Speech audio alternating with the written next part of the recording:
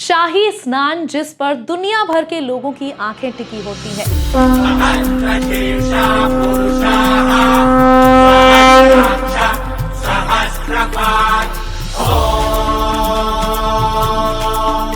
शाही स्नान के साथ साथ इस मेले का मुख्य आकर्षण नागा साधु होते हैं। नागा साधुओं का जीवन अन्य साधुओं की तुलना में सबसे कठिन माना जाता है और उनका संबंध शैव परंपरा की स्थापना से जुड़ा हुआ है। भारत में नागा साधुओं का इतिहास बहुत पुराना है, लेकिन आज भी इनका जीवन आम लोगों के लिए एक रहस्य की तरह होता है। भारत में लगने वाले सबसे बड़े धार्मिक मेले महाकुंभ के कई अलग अलग रंगों में से सबसे रहस्यमयी रंग होते हैं नागा साधु, जिनका संबंध शैव परंपरा से है। सनातन परंपरा की रक्षा करने और इस परंपरा को आगे बढ़ाने के लिए अलग अलग सन्यासी अखाड़ों में हर महाकुंभ के दौरान नागा साधु बनने की प्रक्रिया अपनाई जाती है। इस बार भी महाकुंभ में लाखों की संख्या में अघोरी और नागा साधु आस्था की डुबकी लगाने पहुंचे हैं। महाकुंभ में किए जाने वाले अमृत स्नान यानी शाही स्नान में सबसे पहले स्नान का अधिकार नागा साधुओं को दिया गया है। नागा साधुओं के स्नान करने के बाद ही अन्य संत स्नान करते हैं। आमतौर पर साधु संत लाल, पीला या केसरिया रंग के कपड़ों में नजर आते हैं, लेकिन नागा साधु कभी कपड़े नहीं पहनते। क्या आपने कभी सोचा है कि नागा साधु कपड़े क्यों नहीं पहनते और इतनी कड़ाके की सर्दी में भी नागा साधु को ठंड क्यों नहीं लगती है? नागा साधुओं का मानना है कि व्यक्ति दुनिया में नग्न आता है और ये प्राकृतिक अवस्था है, इसीलिए नागा साधु कभी कपड़े नहीं पहनते हैं और हमेशा निर्वस्त्र ही रहते हैं। नागा साधु भगवान शिव के अनुयायी होते हैं, जिनके पास तलवार, त्रिशूल, गदा, तीर धनुष के जैसे हथियार होते हैं। नागा साधुओं को अक्सर महाकुंभ, अर्धकुंभ या सिंहस्थ कुंभ में देखा जाता है। आदि गुरु शंकराचार्य ने सनातन धर्म की रक्षा के लिए केवल साधारण सैनिक नहीं बल्कि वैदिक सैनिक तैयार किए। ऐसे सैनिकों का एक संगठन बनाया गया जिनके पास धर्म के अलावा कोई और विरासत नहीं थी। उनके एक हाथ में वेद, गीता, उपनिषद और पुराण थे, तो दूसरे हाथ में भाला, तलवार और कृपाण आदि। गुरु शंकराचार्य ने ऐसे साधु सैनिकों का एक संगठन बनाया जो साधु भी थे और सैनिक भी। इन्हें ज्ञान देना और प्राण लेना दोनों का अभ्यास था। इन्हीं योद्धा साधुओं को उन्होंने नागा नाम दिया। किन स्थानों पर बनाए जाते हैं नागा साधु? कुंभ का आयोजन हरिद्वार, उज्जैन, नासिक और प्रयागराज में, जहां गंगा, यमुना और सरस्वती का संगम होता है, 4 पवित्र स्थानों पर किया जाता है। इसीलिए नागा साधु बनने की प्रक्रिया भी इन्हीं 4 जगहों पर होती है। पुराणों के अनुसार इन्हीं 4 जगहों पर अमृत की बूंदें गिरी थी। तब से आज तक कुंभ का आयोजन इन्हीं 4 जगहों पर किया जाता है।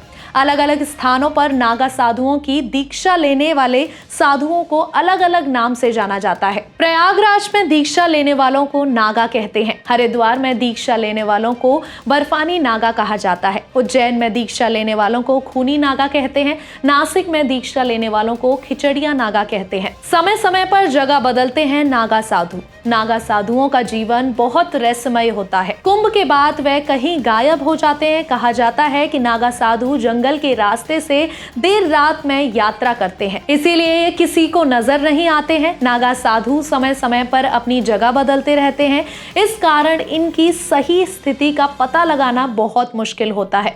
ये लोग गुप्त स्थान पर रहकर ही तपस्या करते हैं। नागा साधुओं का श्रृंगार बहुत ही खास और अनोखा होता है। शरीर को सजाना नागा साधुओं के अनुष्ठान का हिस्सा है। भगवान शिव के करीब महसूस करने के लिए वे अपने शरीर पर विभिन्न प्रकार के आध्यात्मिक चीजें पहनते हैं, जैसे भस्म, फूल, रुद्राक्ष की माला, माथे पर तिलक लगाते हैं, लंगोट, हाथ में हथियार, संगीत के लिए चिमटा, जटा यानी लंबे बाल और दाढ़ी।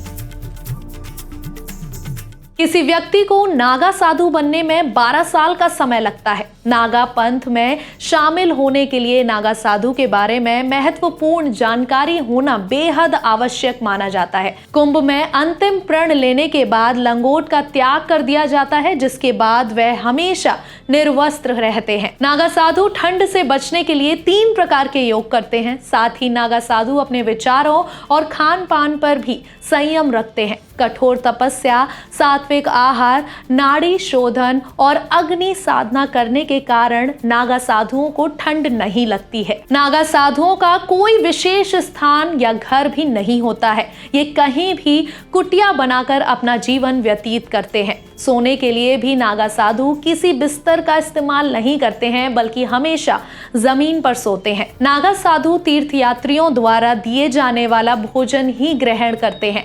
इनके लिए दैनिक भोजन का कोई महत्व नहीं होता है और ना ही अन्य किसी सांसारिक चीज का महत्व होता है। नागा साधु केवल सात्विक और शाकाहारी भोजन ही खाते हैं। भोलेनाथ की भक्ति में लीन रहते हुए नागा साधु 17 श्रृंगार करने में विश्वास रखते हैं, जिनमें भभूत, चंदन, रुद्राक्ष माला, डडुल माला, डमरू, चिमटा और पैरों में कड़े आदि शामिल हैं। पौराणिक मान्यताओं के अनुसार नागा साधु के 17 श्रृंगार शिव भक्ति का प्रतीक है। नागा सन्यासी धर्म की रक्षा के लिए शस्त्र धारण करते हैं और सनातन संस्कृति की रक्षा करते हैं। योग विद्या में महारथी होते हैं। बिना किसी दिखावे के नागाओं का जीवन बेहद कठिन होता है, अतः ऐसे योगियों का सम्मान करना चाहिए। वे देश के साथ संस्कृति की भी रक्षा करते हैं।